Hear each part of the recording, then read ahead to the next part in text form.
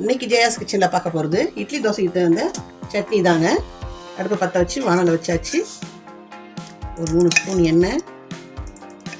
காரத்துக்கு நான் ஒரு 8 மிளகா போட்டிருக்கேன்.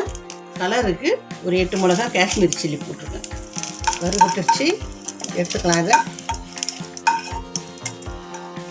பூண்டு ஒரு 20 பல்லு போட்டுக்கலாம். இந்த அளவுக்கு புளி சேர்த்துக்கலாம். பெரிய வெங்காயம் ஒரு 4 வெங்காயம் அரிஞ்சு வச்சுருக்கேன், சேர்த்துக்கலாம். கண்ணாடி பதத்துக்கு வந்துருச்சு. இந்த மிளகாயும் இதில் சேர்த்துக்கலாம். சேர்த்துட்டு நல்லா ஆற வச்சு அரைச்சிக்கலாம்.